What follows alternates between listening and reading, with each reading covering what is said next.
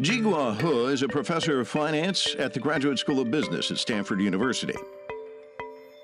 He is a financial economist whose expertise covers financial markets, financial institutions, and macroeconomics. He received his bachelor's and master's degree from Tsinghua University before receiving his PhD from the Kellogg School of Management at Northwestern University.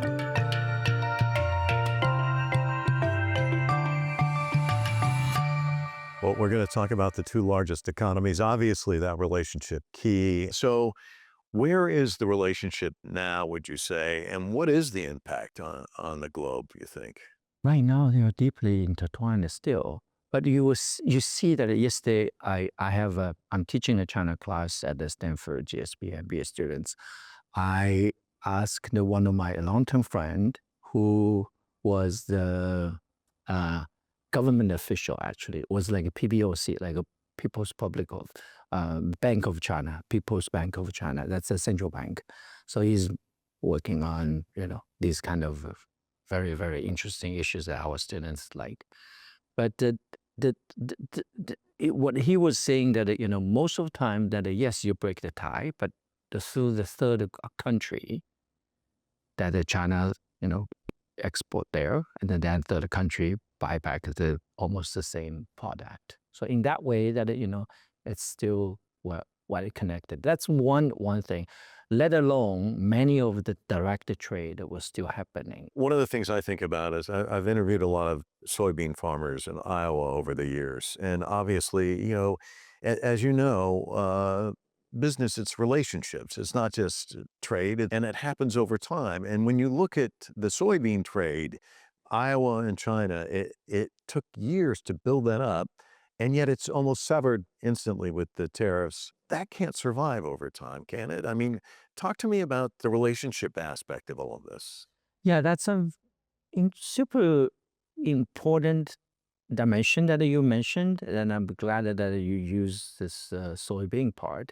All these are kind of soft connections were lost nowadays, and both sides at this point, I do not feel like they're actively try to build it up. There are many people worried about it. It's like, both insiders feel like, okay, this is the other side's fault, while the people who were through this feel like, guys, you can't do that. Is there an off-ramp where suddenly you can see things moving in another direction?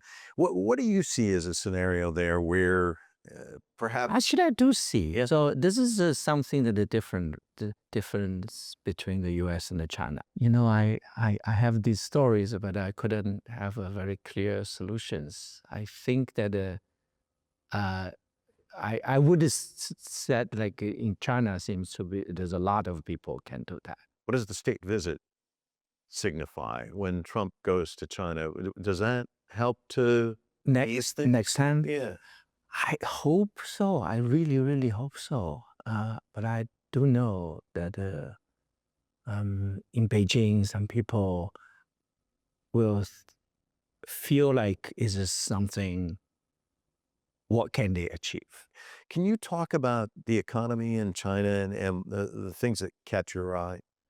If you go back to China and in a way that usually you land at one of two cities, Shanghai or Beijing, sometimes Hong Kong, there, Shenzhen, these are normal names. And then you see all these big changes. What's really caught my eye actually was that when I was in Beijing 2 years ago, I hop on a taxi, and now most of the Didi is like over here. Taxi cars are actually electronic, for obvious reasons, because they, in some sense, they're they will be running very efficiently for shorter time, right? EV, because electricity, the battery. Okay, that's fine.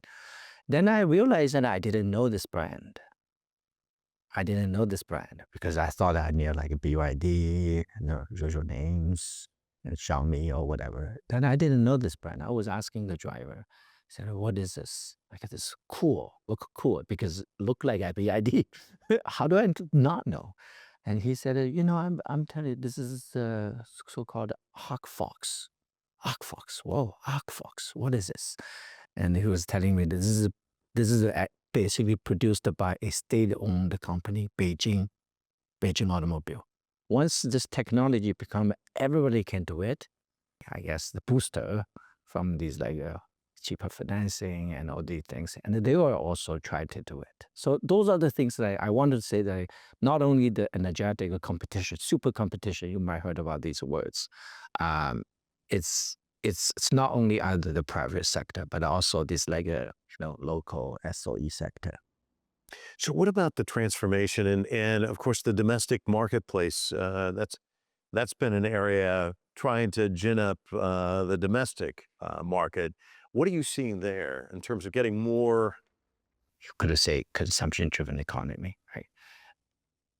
I think Beijing knows it. So in terms of the consumption part, it's very important to recognize that China's transform from a real estate-driven economy, where it's pretty simple to do, that there are products to be made, and it's all already accumulation over 10 years over the supply chain. Basically, you need to break it up and find somewhere for these producers or suppliers to go.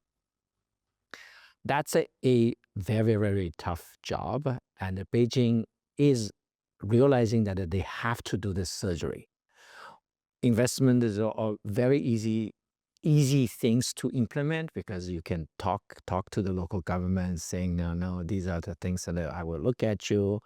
And then the investment measure is actually reported by statistics department, and then they can use it to promote. I think in the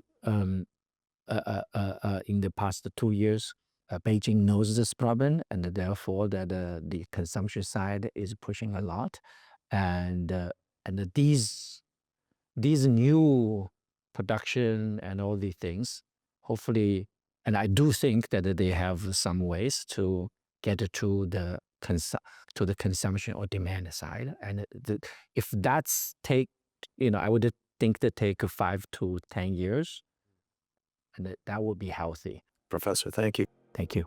Thank you so much.